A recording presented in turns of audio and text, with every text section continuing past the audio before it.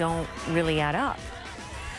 All right, more on our breaking story. The White House says that President Obama will still make his case tonight that Congress should authorize military force against Syria. That is despite a deal that Syria reportedly agreed to this morning to give up its chemical weapons.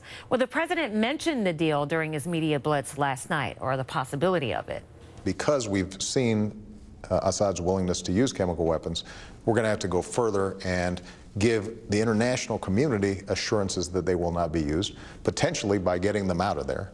At minimum, making sure that international control over those chemical weapons takes place.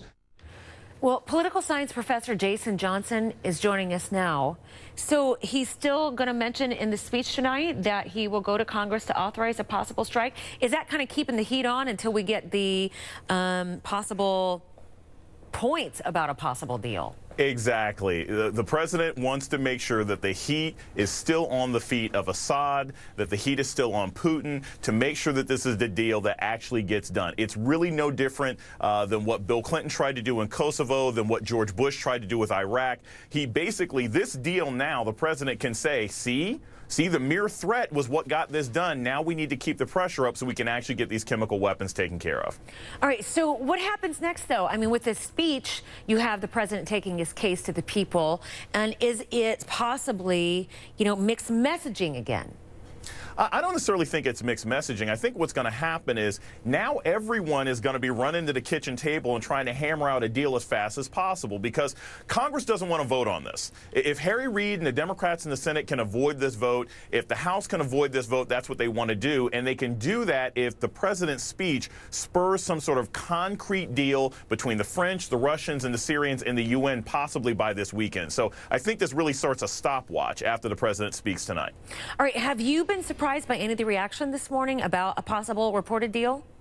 I haven't been surprised. I don't think that what John Kerry said was a gaffe or an accident. I think this has always been the plan. I don't think the president really wanted to bomb Syria. I think he really just wanted to get rid of the gas, and this was the most effective way to get there. So there's been a lot of flip-flopping by a lot of Republicans and Democrats on this issue, and now everybody can get to a solution that people can be proud of, and nothing that's going to lead to death. But, a lot of people had said, Jason, that this could set a precedent if you don't respond with force, in that some rogue regime is going to think in the future, well, I can still gas my people and then I'll just give up my chemical weapons later. I think that's always a possibility. And the thing is, though, if the president were to go ahead and bomb Syria anyway, would that stop a rogue regime? No, that's why they're rogue regimes. But I think if we're looking towards, say, North Korea, or we're looking for Iran, what they're seeing right now is, oh, great, the mere threat got the UN involved. And previously, the UN wasn't really involved in this case. So I think long term, it could be a positive, because it's certainly going to end up better off than what we did in Iraq.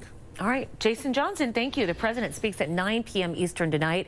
What do you want to hear now from the president about the issue of Syria? You can tweet me at Robin Meade, or you can Facebook us.